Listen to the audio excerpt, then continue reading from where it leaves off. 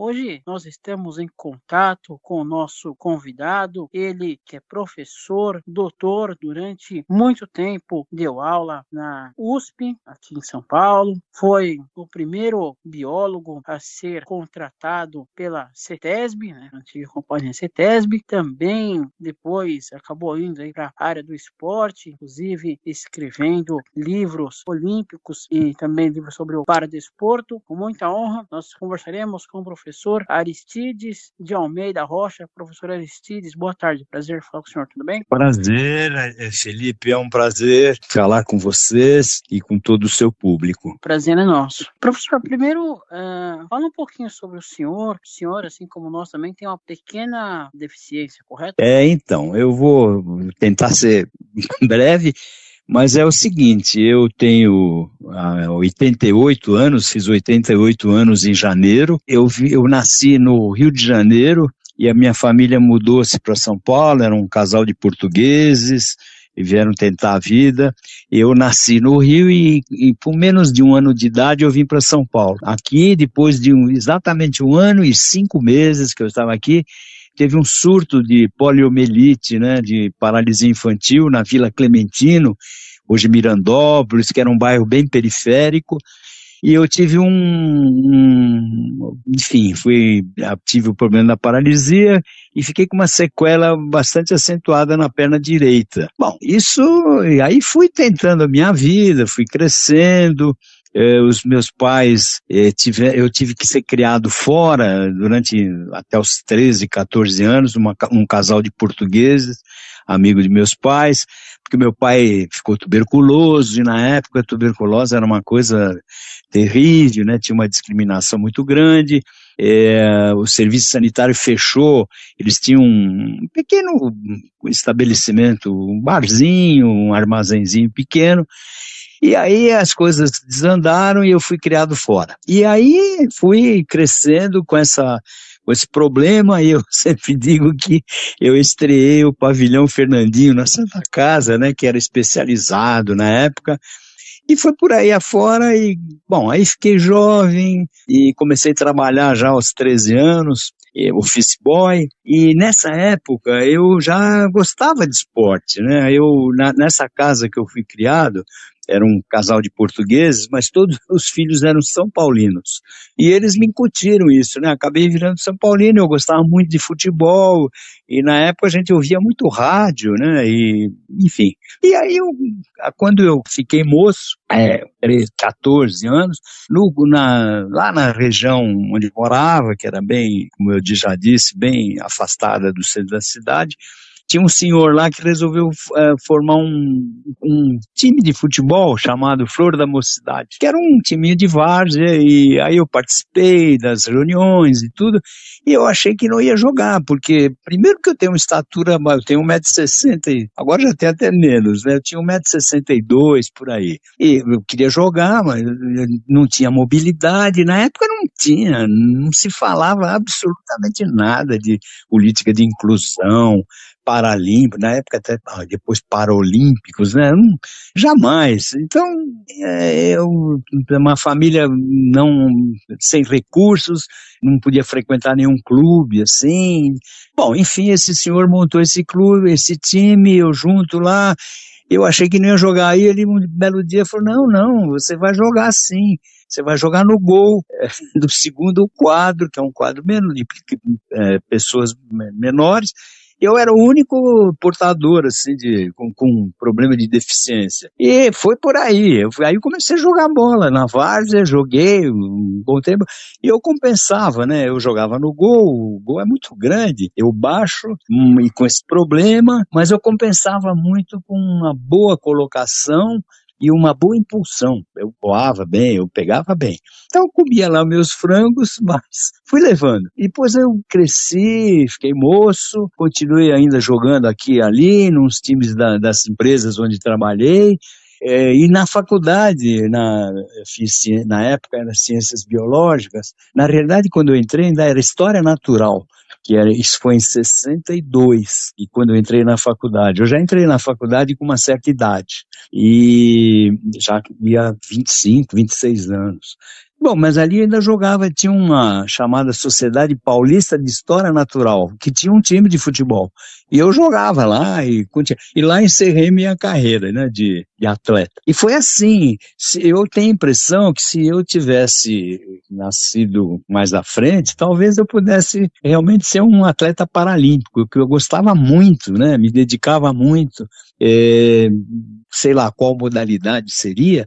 Hoje eu penso como até, Felipe, no esporte paralímpico, o futebol de 5, né, de cegos, até hoje essa modalidade foi criada e o Brasil é medalha de ouro até hoje. E aí eu vejo, quando eu assisto esses jogos, o gol é menor e eu acho que eu me daria bem, viu, como um goleirinho do futebol de 5. Mas então foi por aí, eu adorava esporte. Bom, aí em 1972, por aí, eu estava na CETESB, a CETESB iniciou as atividades em 68.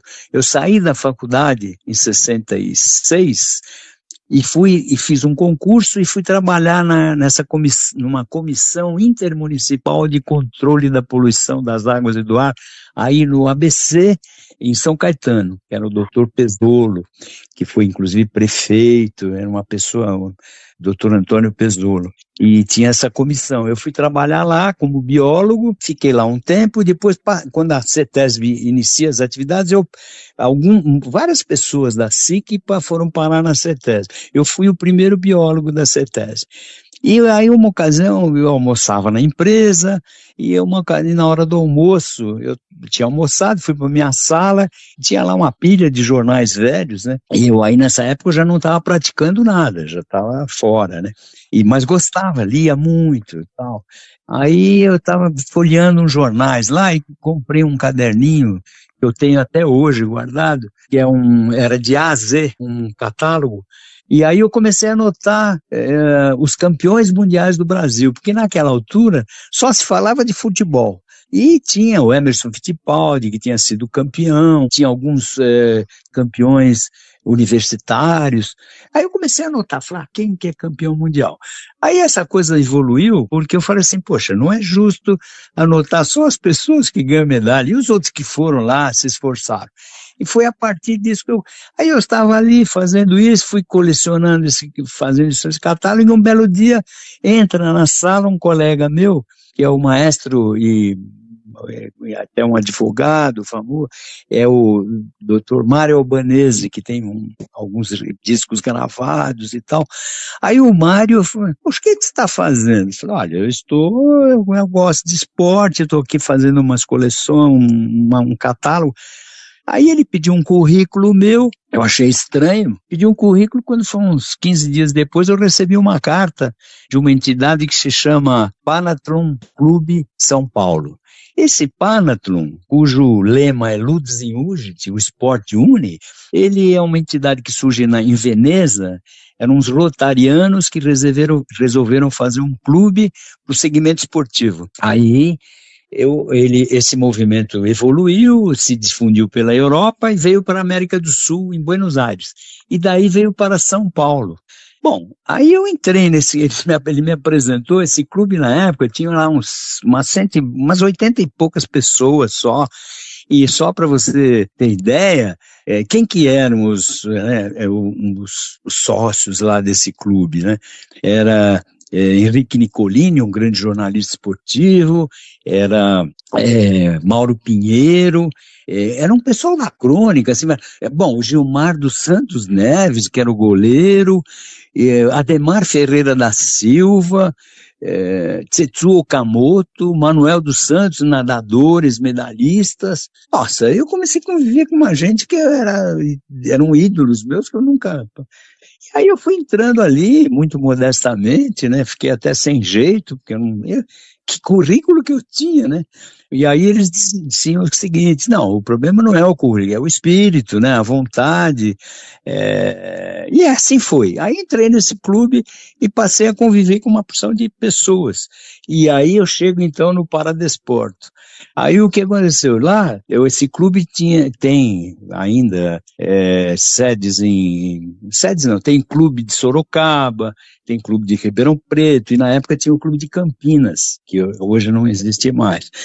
E lá esse clube de Campinas, um dos principais mentores lá era o professor Vanilton Senatori, que era um professor que foi dedicado, a vida toda se dedicou ao esporte paralímpico. Então ele ia lá, às vezes, fazer palestras, eu conversava muito com ele, e influenciado por ele eu comecei a abordar esse tema. Às vezes tinha alguma palestra, eu preparava, ia falar, quando tinha os jogos, e foi por aí afora.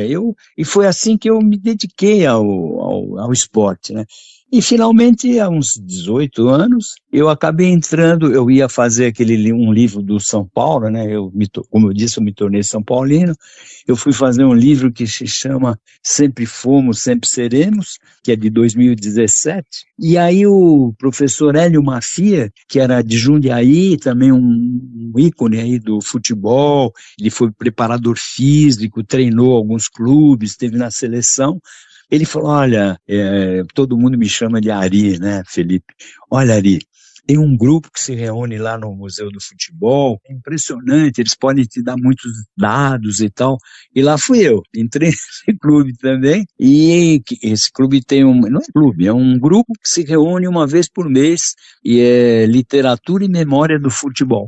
Então, nessas duas entidades, eu continuei envolvido no esporte, e comecei então a fazer livros e tal. E me aposentei, né, em 2006, continuei ainda na universidade por um bom tempo, na pós-graduação, numa entidade que tem lá também, que é uma fundação, e depois aí parei e comecei a me dedicar a essas coisas do esporte. Como eu gosto muito, participo desses grupos, volta e meia me pediam para preparar alguma palestra, fazer alguma coisa. E aí eu comecei, e aí eu tinha muito material, mas não sabia o que eu ia fazer com isso. Eu não tenho condição de publicar, né? Eu não tenho, eu não sou da mídia, é complicado isso, né? E aí eu conheci o Márcio, que é o editor lá de Jundiaí, e aí eu faço meus livrinhos e converso com ele facilita, e aí eu vou publicando aos poucos alguns dados. E foi assim que eu acabei publicando esses livros também do esporte paralímpico. Eu acho que eu estou falando demais, Felipe. Pode continuar, é uma aula. E, inclusive, esse livro do Paralímpico tem um né, que fala desde lá de trás, legal, comecei a ler ontem, do basquete olímpico e paralímpico. Exatamente. O Paraplégico de São Paulo e o Clube do Otimismo do Rio de Janeiro. Então, agora deixa eu te contar chegando nisso, eu já chego nesse livro. Você sabe que agora vão acontecer os Jogos Olímpicos e Paralímpicos e tal. E eu queria pegar esse livro dos Paralímpicos, trajetória do Brasil em Jogos Paralímpicos de Verão e Inverno, e eu queria colocar talvez numa biblioteca do Centro Paralímpico, né, aqui em São Paulo. Eu achei que tem dados aí interessantes, inclusive para quem trabalha na imprensa, né, é fácil de consultar, tem um levantamento histórico bastante grande e tal. Bom, aí eu fui lá no Centro Paralímpico aqui em São Paulo, faz um mês e pouco, aí me receberam assim estranhamente, mandaram o carro ficar parado lá, aí me levaram lá no balcão, aí o rapaz diz assim: olha, aqui não tem biblioteca e nós não aceitamos doações. Aí eu virei as costas e fui embora. Bom, aí fiquei muito frustrado, né? Falei: poxa, eu não queria nada, eu só queria pôr isso na biblioteca, eu não ia cobrar, não ia absolutamente nada. Bom, saí frustrado e passou. Aí, quando foi agora, eu voltei terça-feira passada de Niterói. Eu fui visitar com a Ivane uns parentes, e chegando lá eu sabia que lá tem a Andeste, né, que foi, como você viu aí no livro, A Andef foi uma precursora, foi de onde surgiu o Comitê Paralímpico. O movimento começa ali, que é a Associação dos Deficientes, Nacional dos Deficientes, que fica lá em Niterói. Antes de ser o Centro Paralímpico aqui, tudo era concentrado lá, treinamento e tal. Bom, aí eu fui lá também, é longe, no Rio do Ouro, lá é longe.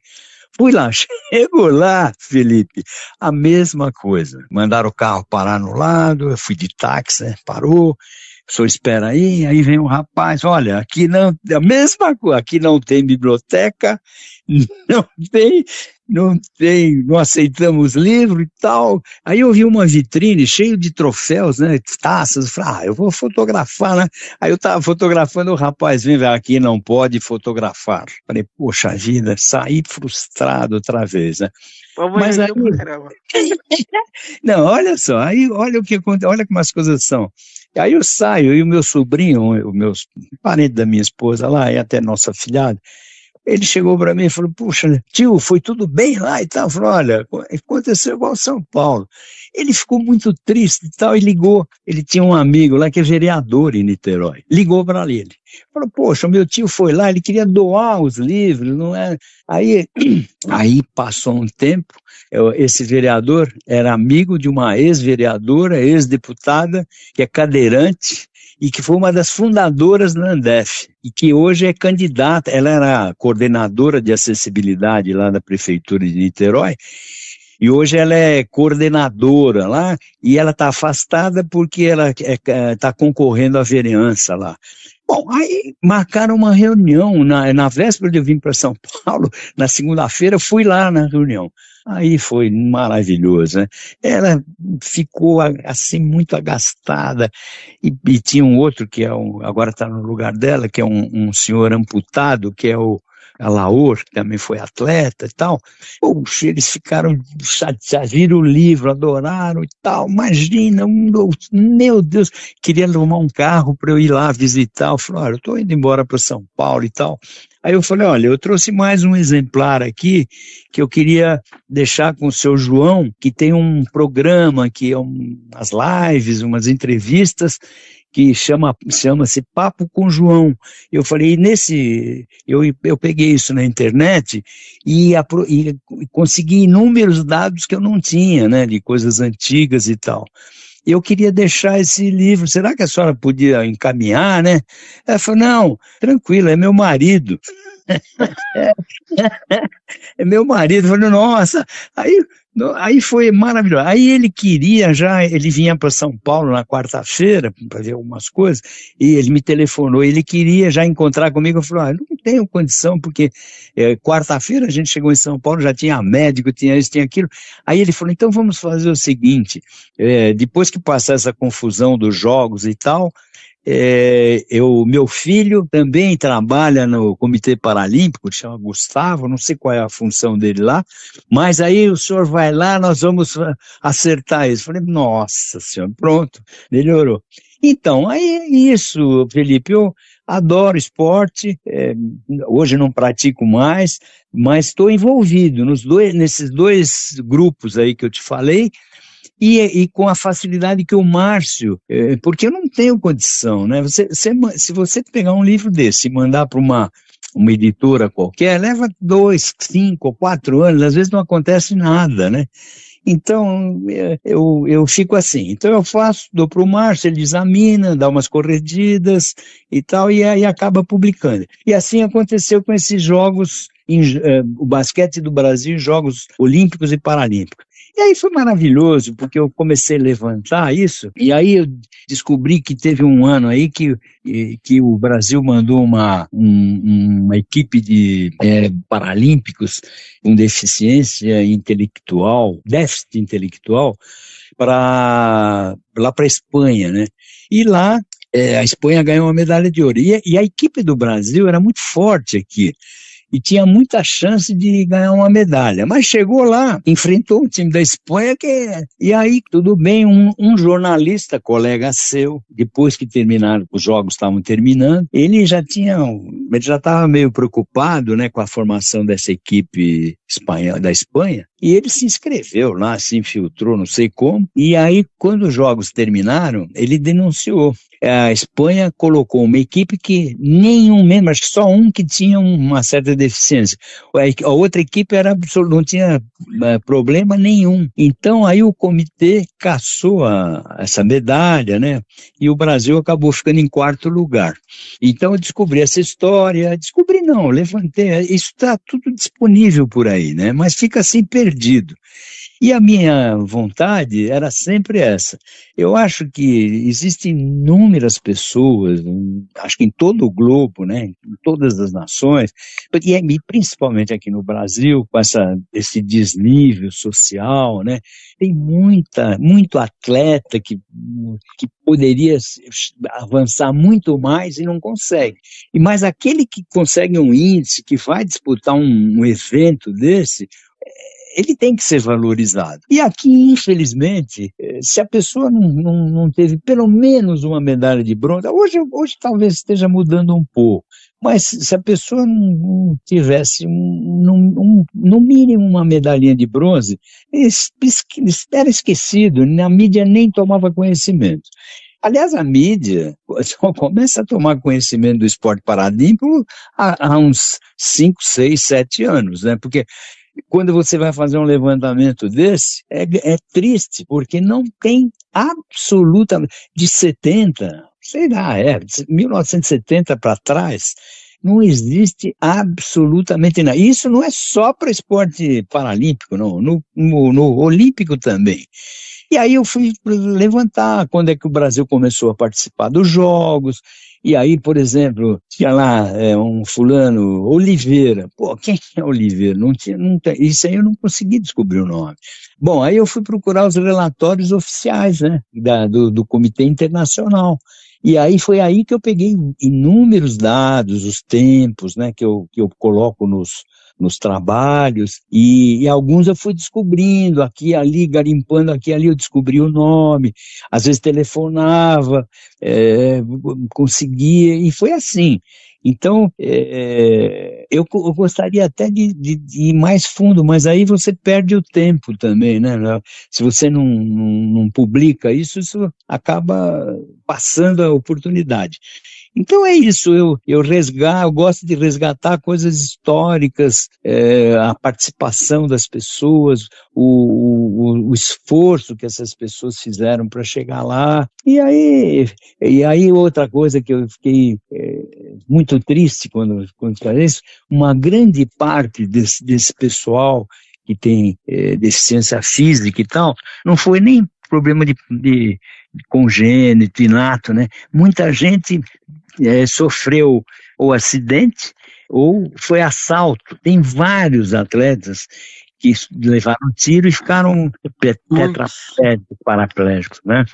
Então, é isso. Esse livro de basquete eu fiz logo depois do futebol. E aí eu resolvi fazer para os jogos todos. E hoje também tem muito acidente e também por algum motivo de doença, né? Que a pessoa acaba ficando, às vezes, diabetes, alguma coisa. Exatamente. Hoje as doenças mudaram. Paralisia já é bem menos, né? Porque a gente conseguiu erradicar. Você sabe que eu, quando tive a paralisia, até foi muito engraçado, eu preciso contar essa história. Há uns anos atrás, eu fui fazer hidroginástica, um colégio lá no Planalto Paulista, eu morava lá, e aí eu entrei na piscina, já tinha um grupo feito de senhoras, senhores.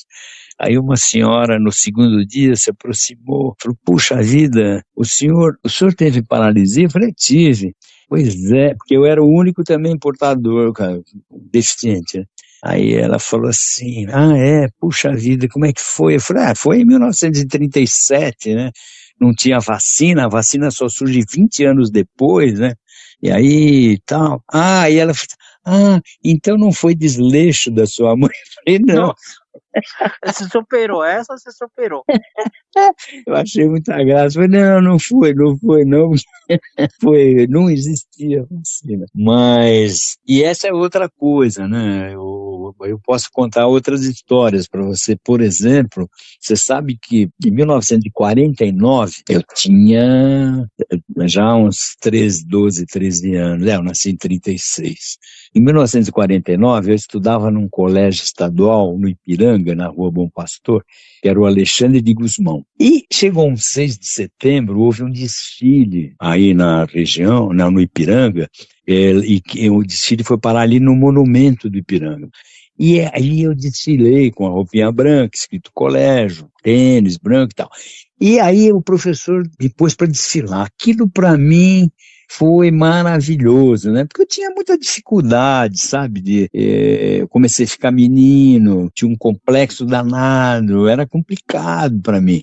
E esse professor falou, não, você vai desfilar. Pô, eu desfilei, aquilo foi um crescimento para mim. Bom, aí no dia seguinte, o desfile, 7 de setembro, ia ser no Pacaembu.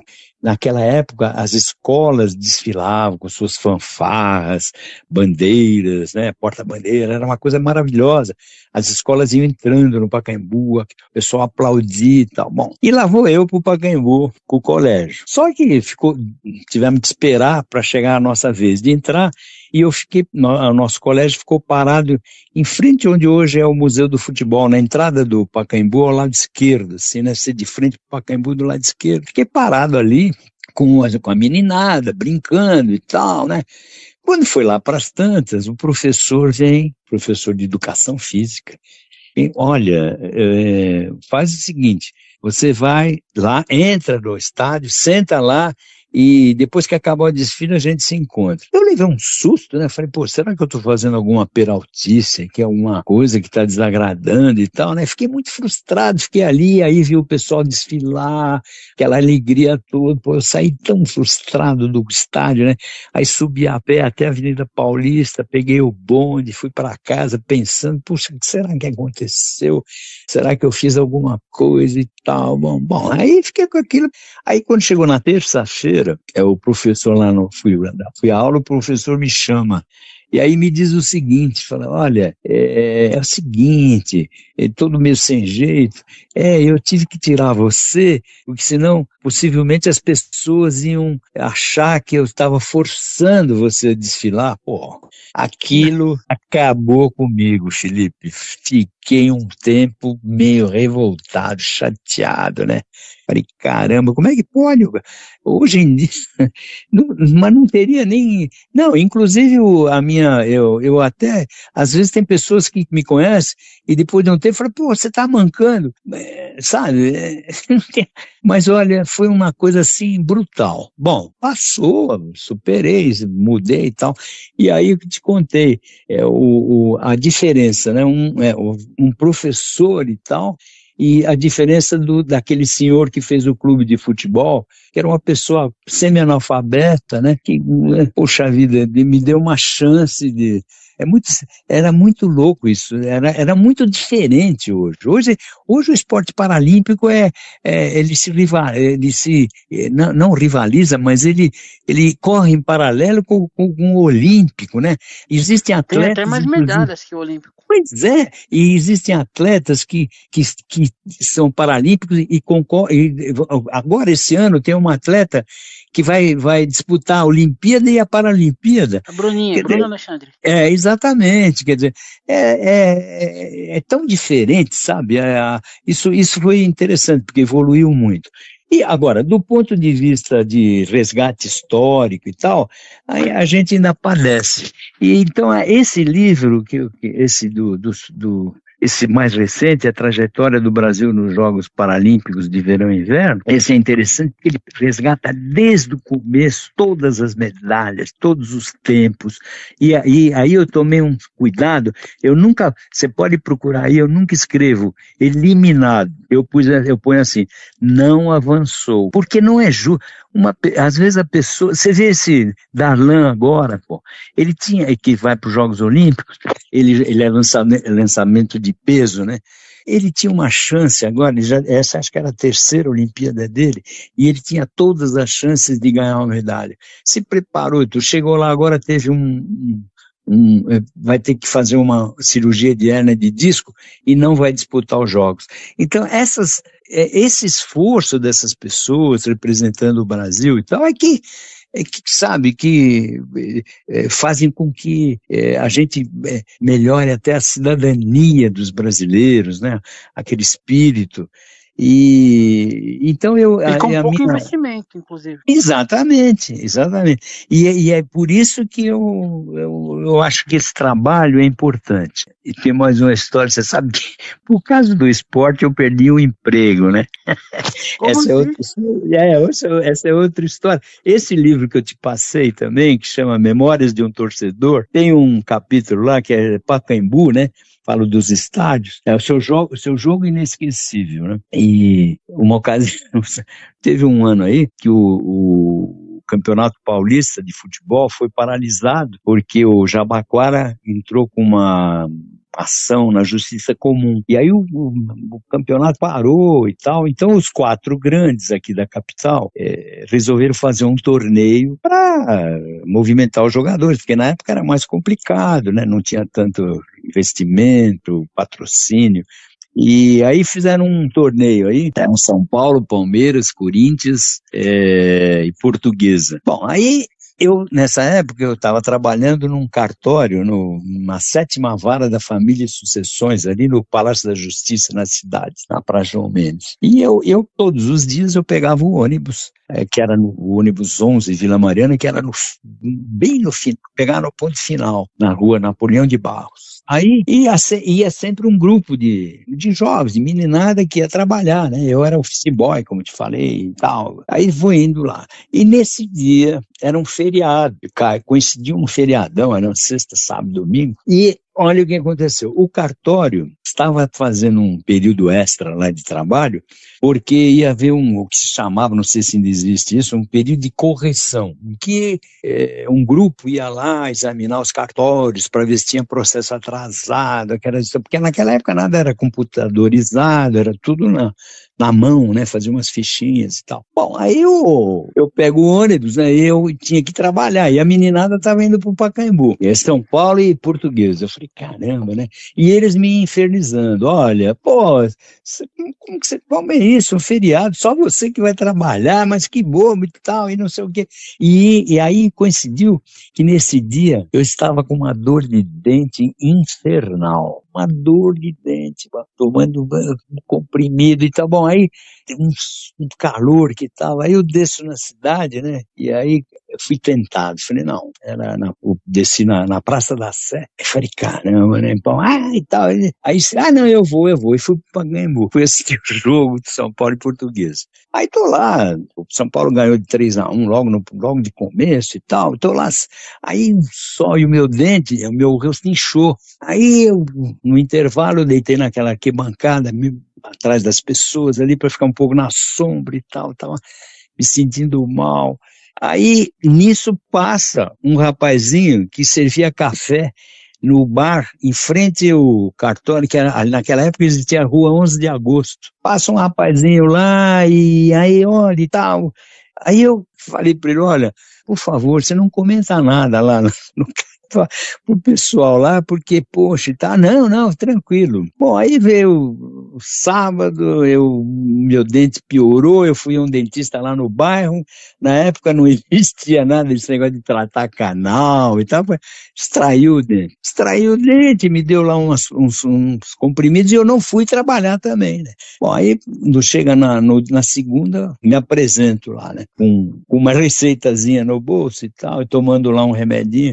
Aí entrei lá para as tantas, a chefe, né, ela tinha uma postura assim muito austera, né, aí ela me chama, e como é que é e tal, como foi o seu fim de semana? E eu, humildezinho, não, olha, extraí o dente, ainda abri a boca para extrair o dente, tô tomando remédio, tudo bem, puxa vida, hein, que sorte, né, e como foi o jogo lá? Pô, Aí eu falei, meu Deus do céu, acabou, né?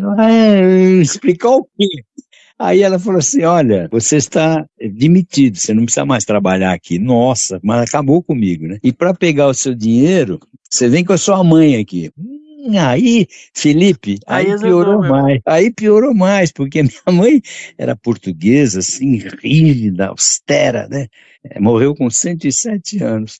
E aí tal, falei, meu Deus do céu, o que eu vou fazer? Como que eu vou fazer? Agora piorou, né? Ser mandado embora é de menos, o problema é levar minha mãe. Bom, aí eu tinha um advogado lá que tinha conversado com a família para eu ir trabalhar nesse negócio, aí eu falei, olha, doutora Cássia, fui lá, era no terceiro andar, segundo, eu não lembro. Olha, doutor Acácio, aconteceu, eu confessei, né? Aí ele falou assim, poxa, mas você tem da mãe portuguesa, porque a mãe dele também era assim, era portuguesa, né? Ah, você tendo assim, imagina, pode deixar, eu vou falar com ele. A chefe lá do cartório, ele era afilhado dela, quando ele casou, ela foi madrinha. Aí ele foi lá, conversou com ela e tal, ela me pagou e eu mudei de emprego por causa do São Paulo, veja você, por causa do esporte. E com amor pelo clube não faz. Então é isso aí, eu continuo gostando, participo desses grupos, e à medida que as ideias vão surgindo, bom, eu tenho um agora, que eu nem comentei com você, que vai ser, eu já lancei lá em Niterói, mas eu vou levar agora no clube, aqui no Memofute, no Pacaembu, na reunião de agosto. O livro se chama O Futebol Brasileiro, Desavenças e Mútua Admiração. E nesse livro eu faço um levantamento, assim, completo, né, dos argentinos que jogaram, dos brasileiros que jogaram lá, né? E aí eu descobri também coisas maravilhosas, por exemplo, existe um tango que foi feito pro Pelé, né? Na época da Copa do Mundo de 70, um uruguaio naturalizado argentino fez um tango, uma balada enorme pro Pelé. Depois eu descobri que um jogador em 1933, o Petronilho de Brito, também é homenageado com uma música. E aí tem uma série de histórias de um técnico que lançou o Maradona, depois ele era assessor técnico no River Plate, e aí quando o Messi, aos 12 anos, lá foi treinar lá, ele falou, como esse aí tem muitos aqui, então tem histórias maravilhosas, saborosas assim. E agora eu estou acabando de fazer os jogadores uruguaios, né, também. Tem um programa na Rádio Bandeirantes, que ele foi muito tempo também da Rádio USP, provavelmente você conhece, deve ter convivido com ele, do professor Milton Parron, o Memória. Sim, mas nunca tive a oportunidade de ter assim, um acesso a ele, entende? Eu nunca tenho, então eu não tenho essa possibilidade também, porque eu também não saio muito, né? Eu tô mais caseiro agora, mas era interessante, né? Falar com ele. Inclusive a USP, eu recebo todos os dias, tem um jornalzinho que ela manda e tal, e eu vejo várias pessoas colocando artigos lá e tal. Eu coloquei um artigo lá sobre o Rio Tietê, quando houve aquele rompimento da tubulação e tal, eu publiquei um artigo lá. Mas, fora isso também, esse editor de Jundiaí, ele costuma preparar aí umas antologias, por 150 anos da imigração italiana, e não sei o quê. Aí eu escrevo ele pede, e aí eu escrevo algumas coisas assim, até fora do futebol, né, comentando livros e tal, mas isso aí me mantém também, sabe, assim, mais ativo, né, porque é complicado, você sabe, Felipe. Você tem saudades da aula? Ah, tenho. Outra coisa que eu tenho muita saudade é das viagens que eu fazia. Você sabe que eu me considero um biólogo extremamente privilegiado, porque eu trabalhei na CETESB, viajei muito, trabalhei na SIC, viajei por aí e tal. Depois, na CETESB, eu conheci o estado inteiro, viajei para tudo. E a CETESB tinha convênio, prestava serviço, por exemplo, em Alagoas, não sei o quê, na Lagoa do Mundaú, para ver o negócio do camarão, eu estive lá, viajei muito. E depois, na Organização Mundial da Saúde, entre 72 até quase a década de 90, eu viajei muito, sabe? Prestei muito serviço. Eu como biólogo, eu conheci, por isso que digo que sou privilegiado.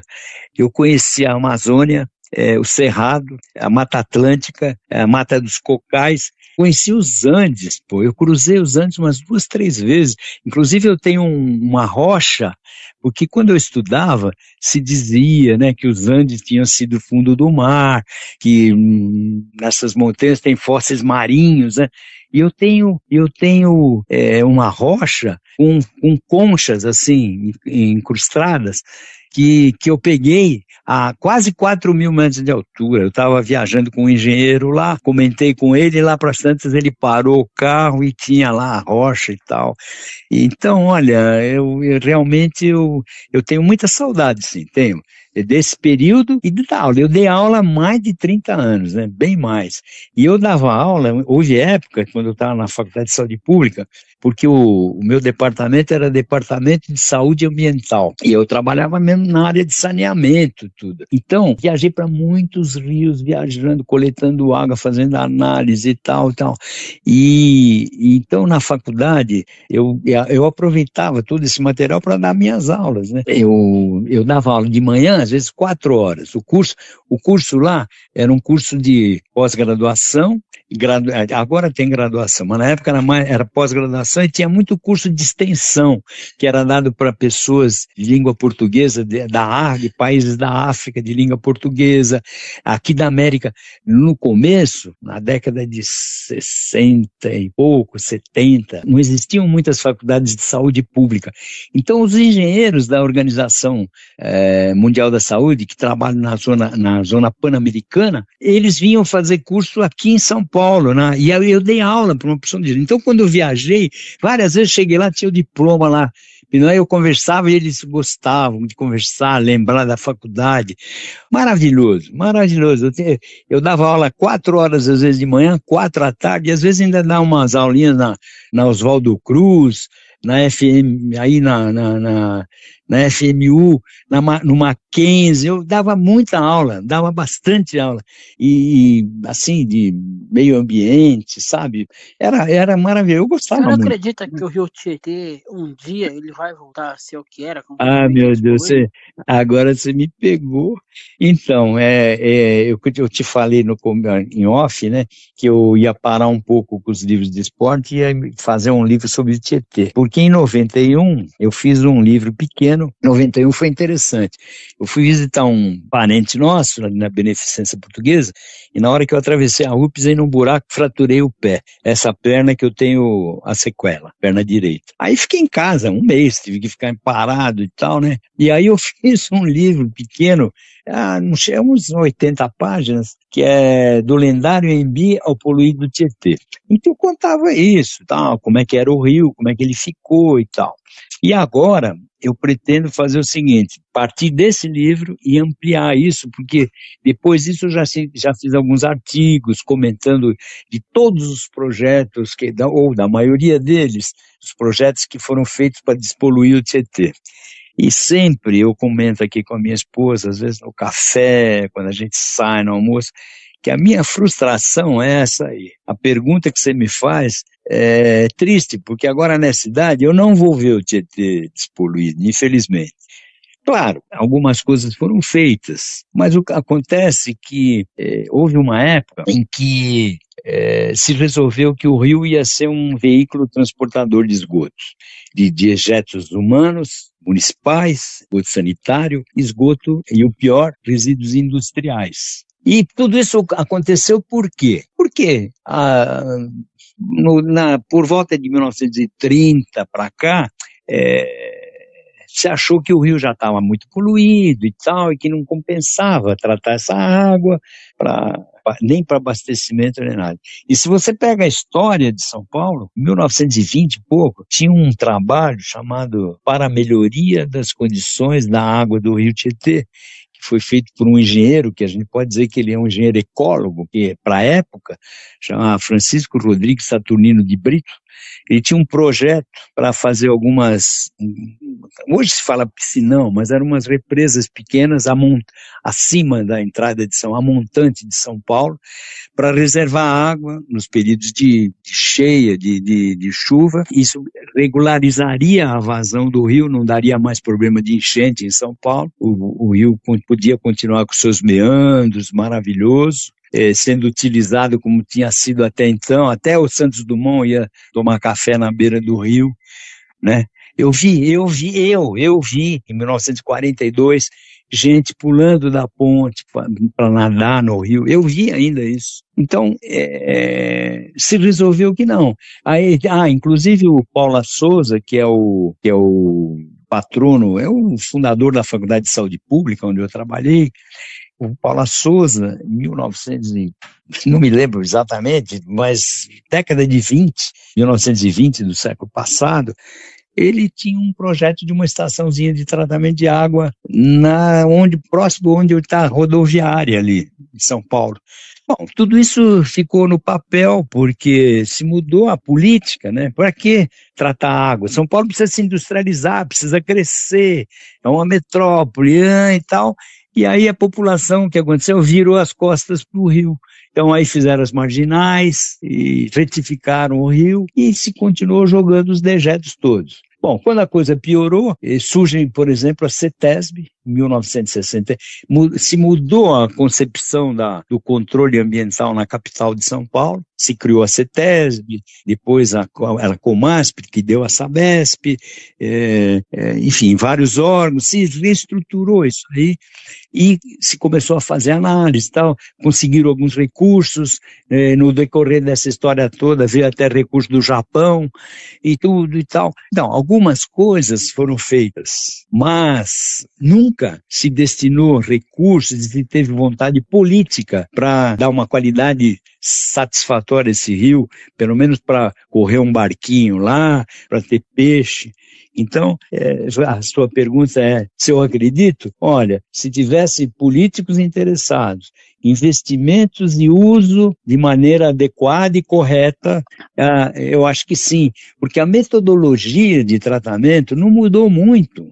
Os métodos de tratamento de água e tal, eles são praticamente os mesmos, e a aparelhagem ficou ultra sofisticada para fazer essa análise em laboratório e tal. Então, daria, claro, se você tiver uma decisão política e o investimento, a gente conseguiria, né? Mas olha, só para concluir, dizer o seguinte, é muito frustrante, porque há muitos anos atrás, eu fui participar de uma banca eu não vou nem dizer qual é a faculdade, para não ficar, fui participar de uma banca, né, era uma banca de mestrado, e então nessas bancas sempre tem o orientador, um professor que pode ser da casa, e tem que ser algum professor de fora, né, a USP exige isso. Eu fui convidado como professor externo, eu era da saúde pública e fui para essa faculdade.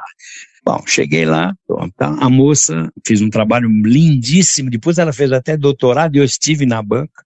Ela fez um trabalho dizendo da importância do espelho d'água numa cidade. A bacia hidrográfica, os chafarizes, um trabalho lindo, né?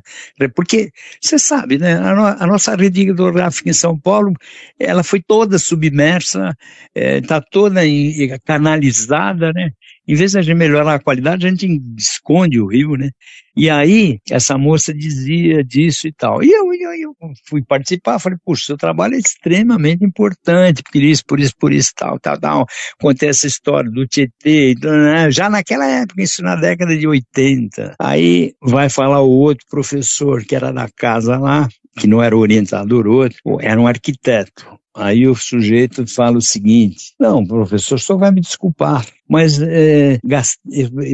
a cidade tem muitos outros problemas que devem ser, muito maiores que devem ser atacados. Então, investir para tratar a água numa cidade de São Paulo, que é uma cidade industrial, é um desperdício. Pô, isso aí me deixou estarrecido, né? Falei, como que um sujeito fala um negócio desse, né, Naba? Então, é isso que eu quero te dizer. Enquanto a gente estiver, né, porque limpar o rio, deixar o rio lindo e tal, não sei, não atrai muito a visão política, né? Hoje tem alguns aí interessados e tal. O rio que se limpou lá na França para fazer as Olimpíadas, o Rio Sena. Pois é, eles gastaram milhões, mas limparam. O Tamisa, na Inglaterra, tem um rio na Coreia, que hoje o pessoal, domingo vai à beira do rio lá, põe o pé na água e tal, que era um rio extremamente poluído, que existe possibilidade, existe, mas precisa ter uma decisão política, né? E então é isso que eu vou tentar agora fazer nesse livro. Eu vou resgatar esses projetos que alguns ficaram pela metade. Veja que coisa interessante, Felipe.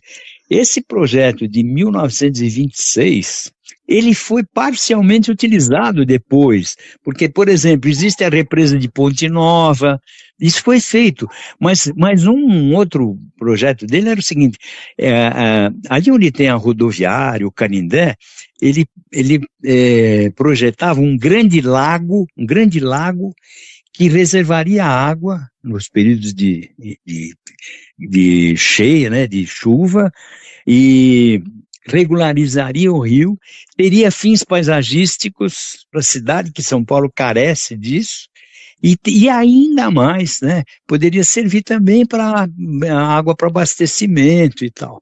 Isso aí não aconteceu, né? Hoje seria impossível fazer isso, né? Mas ainda daria para a gente ter várias estações aí, e tem, né? Já tem uma parcela desse programa foi implantada, mas ainda é pouco, né? Precisaria mais e mais. Você vê que o Rio Pinheiros agora, as pessoas que vivem por ali dizem que melhorou bem, né? Está melhorando bem, mas ainda é incipiente. Eu acho que precisaria um esforço maior. Agora, isso, infelizmente, não vai ser para o meu tempo. E a privatização da Sabesp? Olha, eu acho que é complicado isso, né? Existem aqueles que são francamente favoráveis à privatização e aqueles que são contra. Eu acho o seguinte, é meio complicado a gente pegar uma estrutura que já está pronta, cujo maior patrimônio da Sabesp não é o lucro que ela... Uma empresa dessa não pode dar lucro. Isso aí é para um bem público. Como é que você quer transformar uma empresa sabe, é complicado. Você pegar a CETESB para dar lucro, não. Eu acho que eu sou contra, e vou dizer mais, o grande patrimônio da Sabesp não são as suas ações, né? O pessoal humano, é o recurso humano da Sabesp. Você tem técnicos ali, engenheiros, que são conceituados internacionalmente, sabe? A Sabesp já foi convidada para participar de trabalhos, até em outros estados. Então, porque outra coisa que eu acho, e você vê que o governo privatizou, mas ele vai manter umas ações lá. Eu acho o seguinte, que enquanto essas empresas, o grande problema dessas empresas é quando eu não sou contra a política. Política acho que é um negócio importante e tal, mas o grande problema é quando eles usam, isso é usado para pôr genro não sei de quem, o fulano do partido X, não sei de quem, acomodar o fulano na diretoria, na presidência. É esse o problema. Eu vou te dizer uma coisa, eu sou biólogo, como eu disse, primeiro biólogo da CETESB. E a CETESB, houve períodos, por exemplo, houve um período durante a ditadura militar, que o presidente da CETESB era dono de uma transportadora de caminhões, um cegonheiro, aí do ABC. Ele era amigo do governador e ele ficou presidente. Uma outra época, tinha um presidente que era da Intendência da Aeronáutica. E ele foi presidente da CETESB. Aí quem que ele levou para lá? Levou um rapazinho que era filho de um político do Vale do Paraíba. Cara bem apessoado, etc e tal. Só que, o que essa gente... Outro chegou e foi comandar a zona metropolitana, que é a zona mais complicada de poluição. E que cabedal tem uma pessoa dessa para enfrentar um problema de poluição e tal. Aí você pega o coitado que está lá na bancada, lá, anos trabalhando, né? E aí, a companhia é assim, assado, precisamos melhorar. É isso. É esse o meu entendimento, entendeu? Eu acho que se essas sempre é o ônus político que a companhia paga. E suas perspectivas, professor, agora para os Jogos Olímpicos e Paralímpicos? Alguns jogos já iniciam, né, nessa semana. Eu acho que a gente melhorou bem. Eu tenho grandes esperanças de conseguir medalhas, colocações melhores, que também não é só a medalha, né? A medalha vem, né? É uma circunstância, mas a performance, né? De coisa. Eu acho que a gente tem umas boas chances, e o pior é quase sempre nos mesmos esportes, né? Que a gente já conhece, né? E atismo a gente tem. Uma esperança que eu tenho muito é no tênis de mesa, né? Como é que ele é? O Caldeirão, que eu tenho. Hugo Caldeira. Caldeirão, tenho uma esperança nessa de medalha. Eu acho que no futebol feminino, não sei, vamos ver como é que vai ser essa estreia. Aliás, uma questão interessante que o senhor levantou, a questão do futebol feminino. O senhor compara mais ou menos a evolução do futebol feminino com o paradesporto? Não sei, eu acho que o paradesporto desenvolveu mais. Eu acho que o paradesporto se estruturou melhor e tal. Talvez o futebol feminino comece agora, mas eu acho que isso aí devia ter sido feito no período anterior aos Jogos Olímpicos, bem anterior. Isso está acontecendo agora durante, então a gente ainda é uma incerteza, né, de um crescimento. Se bem que essa história de obrigar os clubes a terem times de futebol e tal, mas de qualquer forma ainda o salário, essas coisas é bem inferior ao masculino, né? Mas houve uma evolução, sim, e eu acho que deva, por isso que eu torço muito para que o futebol feminino vá bem nessa Olimpíada, porque isso alavanca um investimento maior, né? E treinamento dessas meninas, uma estrutura melhor para elas, né? Mas eu acho que, de qualquer modo, a meu ver, o esporte paralímpico evoluiu muito mais, bem mais não digo, mas mais do que o futebol feminino, na minha concepção. E o vôlei, como é que o senhor vê a questão, por exemplo, né, Zé Roberto, Bernardinho, que são os ícones aí do vôlei no Brasil? Olha, eu acho que está na hora de começar. Inovar, porque eles estão ficando. O Zé Roberto, o Bernardinho também, eles têm dado uma contribuição imensa, né, para o esporte, né, para o vôlei, né. E o Zé Roberto, além de tudo, é um cavalheiro, né. Bom, o Bernardinho também, mas eu conheço mais o Zé Roberto, porque ele frequentava o Panatron lá, mas a contribuição dele é fabulosa, mas eu acho que vai chegar um tempo agora que eles também começam a cansar, não? E precisa haver uma renovação.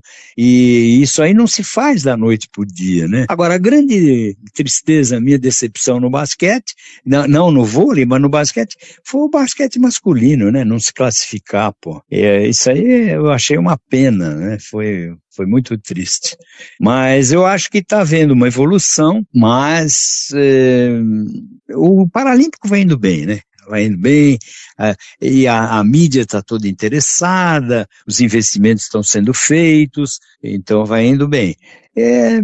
Vamos ver, eu estou botando fé aí nesses dois, no Olímpico e no Paralímpico, vamos ver. Ok, em nome da Web Rádio Teletema, do programa Espaço da Inclusão, gostaria de agradecer demais a gentileza do professor, doutor, primeiro biólogo da CETESB, deu aula há muitos anos aí na USP, né, Universidade de São Paulo, escritor, professor Aristides de Almeida Rocha. Professor, muito obrigado aí pela atenção do senhor. As suas considerações finais, se o senhor quiser passar suas redes sociais, fique à vontade. Olha, eu queria agradecer demais essa oportunidade. Você é muito interessante porque você deixa o entrevistado absolutamente à vontade e aí às vezes até acho que falo demais, mas agradeço muito e quero também cumprimentar você e toda a sua equipe por esse trabalho importantíssimo de divulgação do desporto olímpico paralímpico. E espero, então, que os nossos atletas tenham uma excelente performance e medalha, ótimo. Mas se não vier medalha, que cumpram aí a sua missão com muita hombridade, isso é que importa. E a você, Felipe, agradeço demais essa oportunidade e estou sempre à sua disposição. Muito obrigado. Ok, conversamos com o Dr. Aristides de Almeida Rocha, aqui na Web Rádio Teletema, programa Espaço da Inclusão.